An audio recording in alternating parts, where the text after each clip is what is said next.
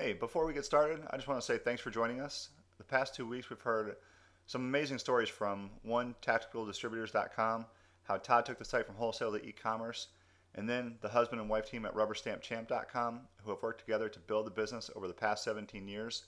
Both were so much fun to interview, and if you missed those, be sure to go back after this episode to check them out. Also, if you want to share your digital story, give us a call or send us an email, or just fill out the contact form at triangledirectmedia.com. We'd love to hear from you. All right, let's go.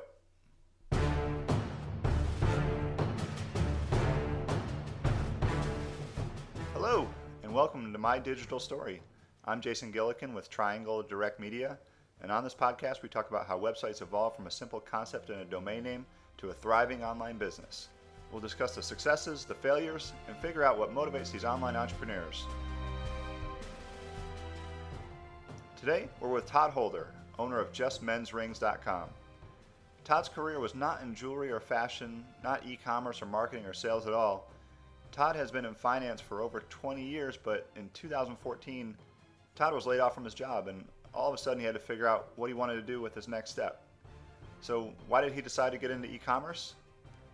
A year before that layoff occurred, there was a news report in December of 13. And the news report said the following: for the first time ever, Cyber Monday sales exceeded Black Friday sales. And I turned to my wife when I heard that. I said, you mark this date. That is a pivotal point in history.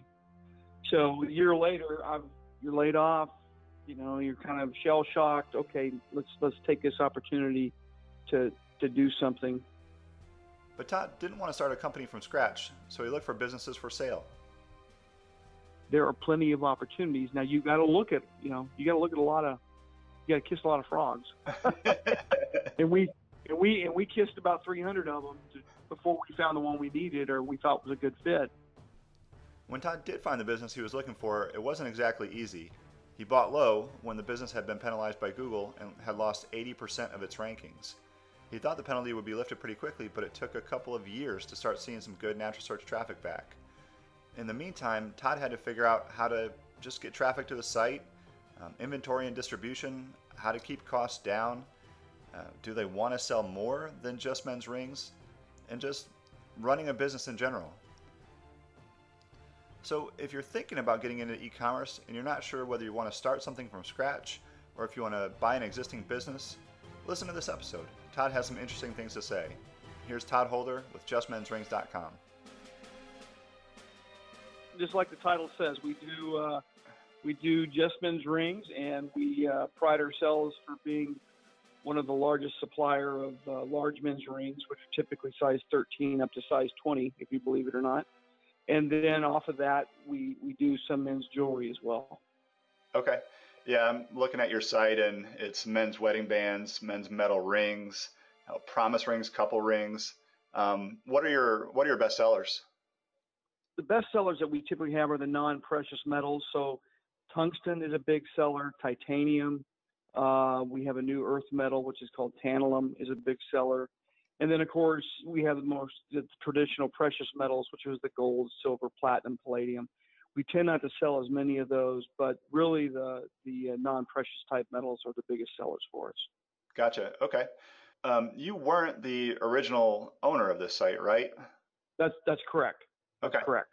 So how did you come to buy the business? My career for the last 26 years has been in investment banking and specifically public finance. January of 14, I kind of got blindsided and I got laid off by my company. Oh.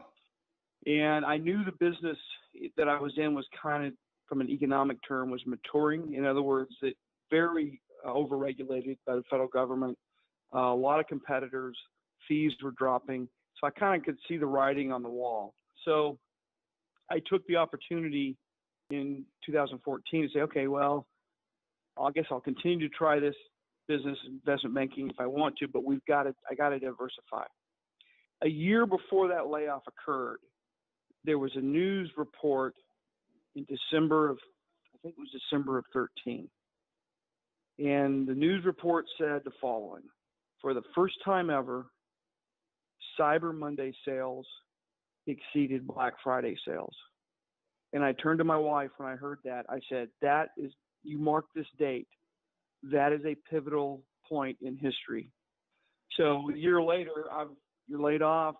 You're kind of shell shocked. Okay, let's take this opportunity to do something. And I just happened to have a colleague that was in the business with me with a different firm, kind of ran into the same problems. He and I started talking, and I had been looking on this site called bizbuysell.com. Mm-hmm. So we figured out, okay, here's what we're going to do. Here's how much money we have to invest. We just started looking, you can filter that site by internet businesses. And we just started looking. I bet we looked at 300 companies. I mean, gosh. It got to the point, even in this business that we ended up picking, it got to the point that I didn't even want to know what the business was. Just show me the financials. Let me make sure that whatever it is, it's got margin, because at the time, we wanted to dabble in the Amazon side. We wanted a website, and we came across this site. It just, after looking and all this, it just kind of made sense that's kind of where we wanted to be. Now, part of my parameters in going into that was I had a friend that had started an internet company from scratch, and I knew how long it took him to build that. So I wasn't in that position in my life. So our parameter was we wanted something that had been established for 5 years. I wanted something that had gone through the '08 crisis. I wanted to make sure how sales went. Those are very narrow parameters. So that's why it took us so long to figure out what business we wanted to be in. And then we happened to stumble across this one, and it just made sense. The inventory was small enough that we actually rented out of my house for the first 2 years. And so, it all just kind of fell into place. Timing was kind of everything. The existing owner had done some things he shouldn't have done from an SEO standpoint, mm-hmm. and had gotten this massive Google penalty he was just coming out of. So we thought that would be a good opportunity to hit the bottom and kind of go forward. So you had no experience at all with e-commerce. So while you're researching these sites that you're thinking about buying, are you doing other research on how to grow an e-commerce business? Are you doing research on Amazon, on Google? Like, what are you doing there?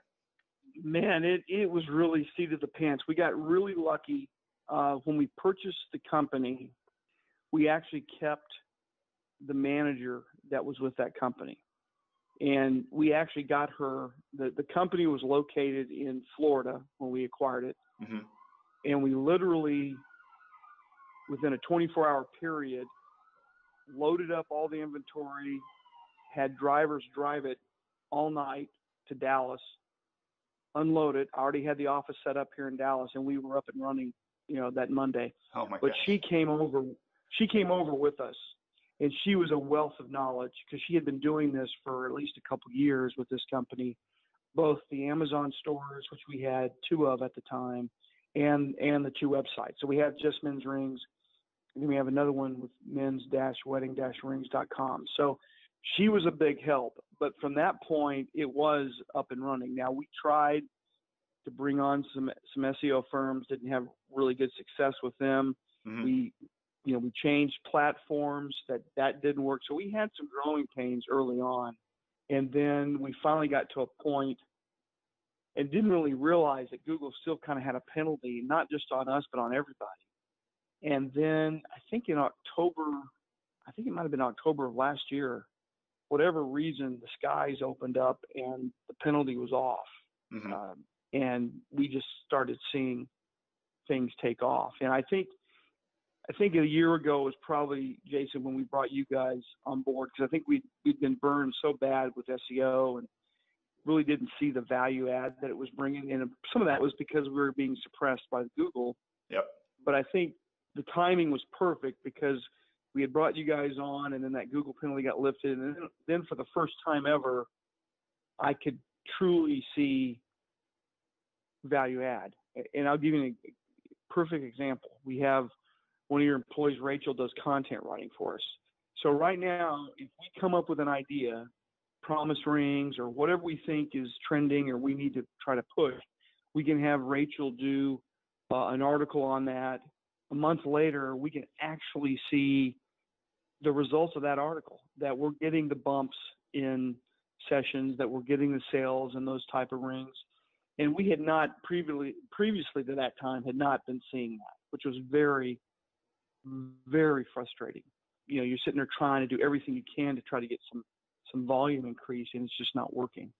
But at this point where we are, it's more a matter of, okay, let's figure out what's trending. We know what mechanisms we have in place using TDM and those folks to figure out how to get the word out and try to push up the sales.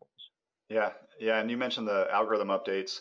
Last October was the Penguin 4.0 update from Google. And what happened after that was Google baked that algorithm update into their algorithm, into their formula moving forward. And so there's going to be no more Penguin updates. And so you don't have to see, or you don't have to wait for any sort of Penguin updates anymore, like you did, like so many other online retailers did for a couple of years. And yeah, we were on pins and needles. I mean, we were like, you just sit around waiting for the next thing, and you're just nervous because you don't know what you're doing. You're trying to do the right things, but you're not seeing the results. So it's been a much better year. I mean, we've owned this thing now 3 years. The first 2 years, I will tell you, were a lot of fits and starts, even though it was an existing business.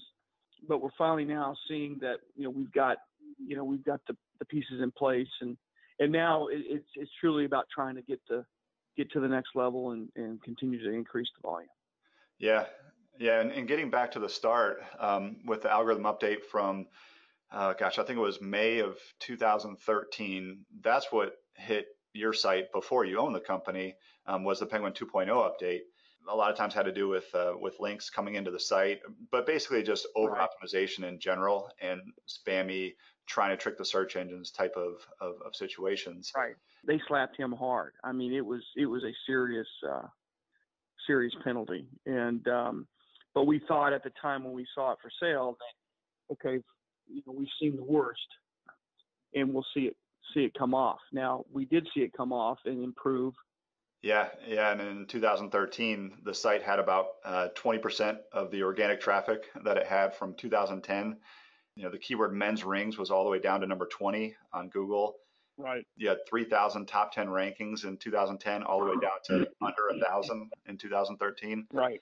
What made you confident that you could turn this around? Well, we had hired, they're rare in this industry. When you're trying to buy a business, there's plenty of people that will represent the seller, but there weren't that many people that would represent the buyer. So we went out and found a shop that we basically called advisors or consultants that helped us put together all the due diligence that we needed. Because once we put the letter of intent down to purchase this company, we only had, I think we put that letter of intent in March of 14, and we purchased it in June of 14. So we only had about 60 to 90 days to sift through everything. So we reached out to as many people as we could to figure out, are we right in what we're thinking here? Now, the good point for us was that penalty that Google put on, the previous owner had been notified that was going to be released in March of 14. So during our due diligence, we could see sales and volume starting to track back up. Okay. Which made us feel pretty good about what we were looking at. It was perfect timing. So we got it. We had it in place. We screwed up on a couple things because we tried to get away from 3D Cart and go to Volusion. Realized pretty quick that was a mistake. And it was all about, my part of my business when I do investment banking, I'm kind of a bottom-up person. I go through all the details and try to build it from the ground up. Once we bought it, we wanted to update it both structurally and in design and functionality. It took us a year or so to kind of get our ducks in a row and get it to a point where we were happy with it. Now, of course, remember in 14, everything was getting ready to move to mobile. So we wanted to make sure we had the site set up to do mobile. And of course, if you look at our, Google stats today, most of our, at least half our sessions are coming off of mobile sites. Constantly trying to stay ahead of where we see things trending from the functionality of e-commerce type sites. Yeah. With your Google rankings suppressed back in 2014, what were you doing to market the site? How are you getting people to buy from you? With our 3D cart format, at that time we had probably 50,000 emails available to us each month. Oh, okay. So we would do email campaigns to what we would call our VIP customers, but we would only do that probably twice a month. You know, you don't want to inundate your best customers with a bunch of emails. Now, surprisingly to me, when I bought this company, 25% of our business is repeat business. I would have never imagined that in a million years for a ring business, but that's true. We knew we had a really good core of kind of VIP customers. So we used the emails campaigns. We dabbled in some Facebook stuff. We did do a little bit of a pay-per-click campaign with a previous SEO company. It just didn't work out. We weren't good partners. So we kind of backed off of that and then just relied on Facebook. We did an affiliate program with Rakuten. We look for other channels. I mean, right now we are now set up through Walmart, so we can sell through Walmart. And then we just found out yesterday that Groupon has a program. Well, what does that mean, Todd, that you're set up through Walmart and set up through Walmart? I don't know the full history on this, but Walmart may be late to the game, but they are trying to make a run at Amazon. We'll put our stuff out there on Walmart's site. If we sell rings on their site, you know, they take the 20% off the top, kind of like Amazon does. So you're seeing a lot of the bricks and mortars like Sears and Walmart trying to compete with the Amazons and the e-commerce of the world. I'm not sure how that's going to play out because at the end of the day, they all still have a bunch of bricks and mortars that they have to pay for, Yep, or lease or rent. But it gives us additional channels that we can try to get our product out. Okay. And now, are you still on Amazon? We still are on Amazon. We were very fortunate when we acquired the company. We had two stores at the time, which is rare. Mm-hmm. And then we started a third store. So we have Just Men's Rings store on Amazon. We have a men's wedding rings store on Amazon. And then we have a men's jewelry store on Amazon. It is challenging, to say the least, to be on Amazon. I compare it to being a vendor trying to find shelf space at Walmart. I will tell you right now, of our budgeting and our budgeted advertising money and stuff that we spend for promotion, majority of that money is going to be spent on my own website. Mm-hmm. For obvious reasons. My margins are much better off my website than they're going to be at Amazon, because at the end of the day, Amazon's taking 20 off the top. You never know when you're going to wake up the next morning and Amazon decides, we're going to start taking 25 off the top. Yep. So it is clearly a consumer type store, but if you're trying to sell stuff on the store, it can be a real challenge. If you look at a search for men's rings now, and you're in the top 5 of Google. On that first page, you've got Overstock, you've got Zales, you've got Amazon, Kay, Macy's, JCPenney, eBay, and your site. Right. I would have never guessed that in 3 years, but we're very excited about that first page type of exposure. And then of course the big thing that I would have guessed is we came up. I had for years this ring size chart that became a snippet on Google, mm-hmm. and then with TDM's help, we continued to expand that. So as long as Google still has snippets, it's there. That's getting back to what I was talking about. For the first time in 3 years, I can see tangible results based on stuff. We talk to TDM once a month, strategic wise. I can start seeing tangible results that what we decide to do in September of 2017, we're going to see results in October. Now, the avenues we're trying to do to get exposure and get people to look at it is working. And prior to that time, you were just like throwing darts in the dark. You just didn't know what to do to make the results happen. So Todd, what sets Just Men's Rings apart from the big box brands? Well, we try to be very low cost. I mean, if I had to describe who our audience is, it's probably the audience that's kind of the Walmart, Target type shopper. Now, that's not to say, I mean, I've got a ring I can sell you for $19.95, and I've got a ring that I can sell you for $3,000. Okay. So, like I said earlier, we tend not to sell a lot of the precious stuff, and that kind of makes sense. If I'm going to buy a $3,000 ring, I'm probably going to want to go to a bricks and mortar store and kick the tires, Yep. right? Yep. And see it before I buy it. So that makes sense. We tend to deal in that, non-precious metal stuff. We try to be very low cost. By an e-commerce standards, I've got a manager that works with me full time. I've got a part-time young lady that does my pick and packing for me. And then I've got my wife, who fortunately is a CPA, so she's taking care of the books. So from a hard cost standpoint, we run very lean. And I think that's one of the reasons we've survived and been able to get into that first page, because when we came on a year ago or 3 years ago, there were folks like Larson's, Blue Nile. I mean, these were very fancy, even David Yurman, very fancy high-end e-commerce stores. For a lot of the cases, if we competed on types of rings, we were going to be able to be price sensitive and be able to meet their prices or be lower than their prices and then survive, because we just had such a low monthly cost to operate. Right. Okay. And when somebody goes to your site, it's pretty clear they're looking for a men's ring. And so, right. Exactly. That's what they're there for. Exactly. That's right. Now we do a little bit of couple stuff, so we do have some luck on that.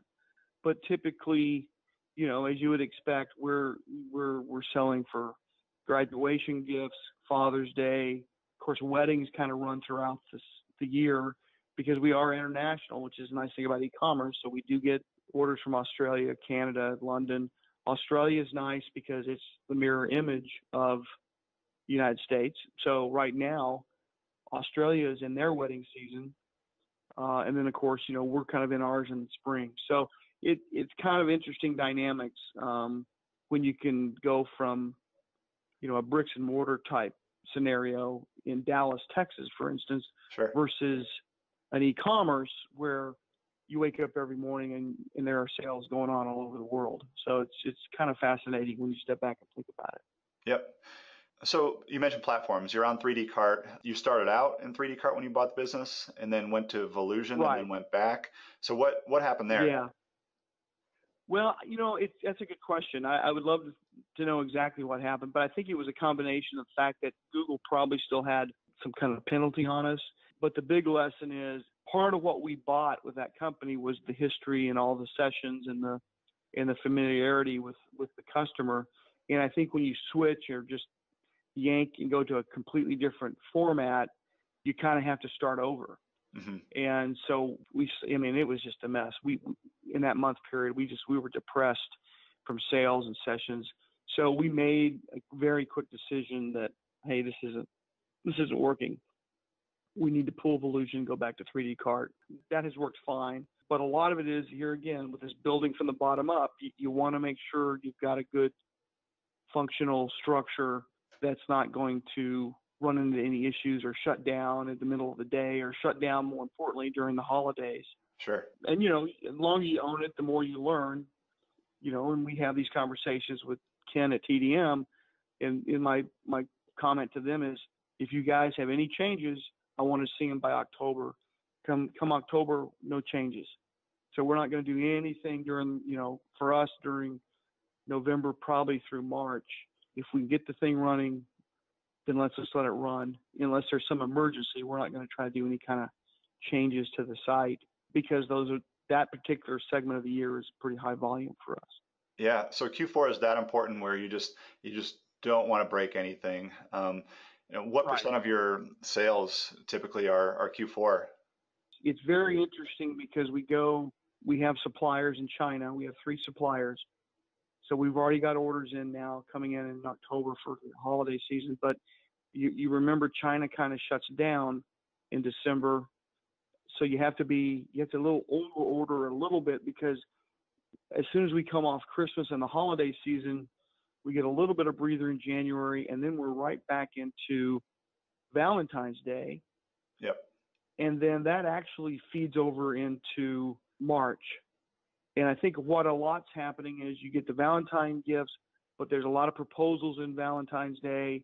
Then all of a sudden you start getting wedding ring orders in March. And then of course you move slowly into, May and this June season, which is heavy wedding season. Yep. So very fascinating to see how it all kind of plays out. Yeah, and getting back to 3D Cart to Volusion to 3D Cart. So with Google, it can be very confusing for them, especially if you're changing up Right. the URL structure. And so it's so common with any sort of replatforming process to lose rankings. It doesn't always have to be that way, but it's just so common. It happens all the time, unfortunately. Yeah, that was a big lesson learned. So for anyone listening, if you buy a company, do not change the platform. You will get pitched by everyone and their mother if you buy something, because they get your name somehow, and they'll try to tell you to go ahead and change to one of the many platforms. But my lesson is stick with what you've got unless it's just absolutely not working, because you really are taking a lot of steps back if you switch to a different platform. Okay. Yeah, and I was going to ask you too, like 3D Cart is pretty big, but it's not a Magento, it's not a Shopify. Do you ever look at those and think, maybe I should switch to one of the bigger platforms? In a perfect world, we would probably want to get to the Magento. I'm not sure we're big enough for that yet, but in the spirit of building from the ground up and building something that's completely flexible and can do what you want it to do, and that's what you'll find in some of these 3D Cart to a certain degree, but these other platforms, they only can do so much, and you have to do it within their templates. You realize early on that, well, I want to do this, or I want it to do this, and you're kind of limited. So we're aware of that as we continue to grow, and if we continue to keep the company, I'd love to be able to get to that point where you can kind of build it as you see fit, and not have to kind of work within their templates. Gotcha. Okay. What other mistakes have you made along the way in the past 3 years? No, that's really the big one. That's the one that really, we had some hit or misses on advertising. Mm-hmm. So when I first bought it, we said, okay, well, let's get some print ads here in the Dallas area, because what we did was you pull the Google stats and you see where your biggest markets are. And at that time, in the U.S. at least, the biggest markets were California, Texas, and New York and Florida. So, having my home base here in Dallas, I said, well, we'll get some print ads and do this. It was a nightmare. Uh-huh. Not only is it extremely expensive, print ads, and I think the reason it's expensive is because they keep losing business. Right. Very expensive, very little hit to miss ratio. You just didn't get a sense that you were getting the right target, or you're getting the hits that you needed off that particular. So we played with that a little bit, and then realized that, look, we're just going to go. It's going to be, at least in the early on time, it was email campaigns, it was Facebook, it was special sales, that kind of stuff, and we did, like I said, we dabbled in a little pay-per-click then, and now of course in the past 6 months we started pay-per-click with TDM. That was really it. It was really the platform change, and then kind of the hit or miss on where do you need to spend your advertising dollars and get the biggest bang for your buck. Yeah, and it seems with advertising, what makes sense is to try something on a small scale, see if it works, and then move up from there. And with a lot of forms of online marketing, that's just so easy to do. Like with Facebook ads, you don't have to spend a crazy amount of money. With pay-per-click, shoot, every now and then AdWords will send you $100 free or $50 free or something like that. Right. It's a much more efficient way of getting a lot more exposure versus, trying to get an ad in a magazine in Dallas, putting a billboard up on an interstate. You just, those are big, at least for us in our budget, those are big ticket items. Right. I mean, my God, a billboard on US 75 in Dallas, Texas, probably cost you $10,000. Yep. And that may be only for 2 or 3 months. And, you really never know what your hit or miss is there. Now they'll tell you anything you want to hear. This is our hit rate, but you just never really know. And the stuff I could do through pay-per-click or through Facebook or through other means online, with $10,000, I could reach 50 times the people, probably 1,000 more times the people, and have better hit ratios. Oh, and it's so targeted too. Like you don't. Right, very targeted, very targeted. Yeah. And just to give you an example, this last month, working with your pay-per-click group, we went and did a specific target to Australia, and then we're doing a specific target to Canada this next month. So those are things you just can't, I don't have time to go get a billboard put up in Montreal, Canada. I'm just not going to do that, or Australia for that matter. From that standpoint, you really are in a global market, and you've got with the use of the internet, you've got the ability to reach everybody. Yeah. So how important are reviews to your business? From the website standpoint, not all that important. Now, reviews will make or break you at Amazon. I mean, it is just a nightmare we've dealt with. I mean, you get one, and I know this goes on, and I'm sorry to be cynical, but I know I get competitors that I compete with on Amazon that will write a bad review on me, especially around the holidays, because it is perfectly correlated. If I get a bad review, then the number of volume that I sell on Amazon is going to go down. And sometimes it takes 30 days to work those bad reviews off. That's the other thing frustrating about Amazon. On my regular websites, it's not that, I haven't at least seen it's that big of an issue. Gotcha.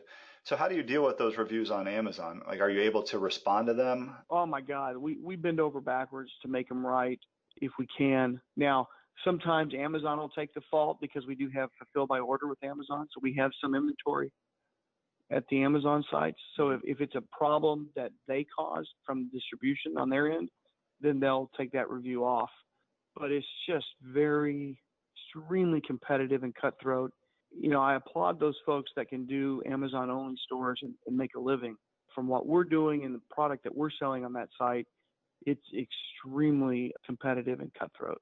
Yeah, and I was looking at some of your reviews on other sites too, like a Wedding Wire, for example, and it looked like some people will berate customer service sometimes, right? Yeah, it's tough. Yeah, my manager does a really good job, but there are just some people you can't make happy, or something happened, or we do the best that we can to accommodate folks. Now, the funny thing that we've learned, for whatever reason, the men's ring in a wedding is almost the last thing they buy for the wedding.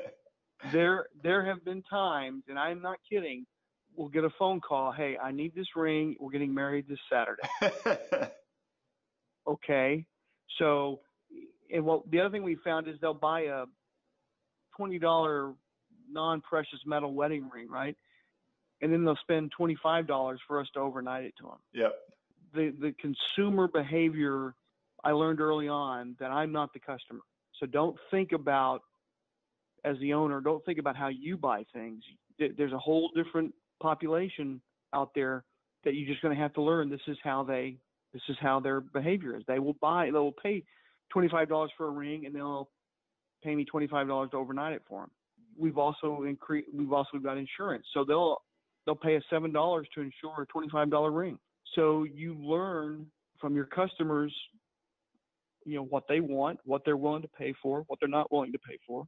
That's kind of how you have to move along with the customer base to see what they're telling you, and then you kind of have to react accordingly.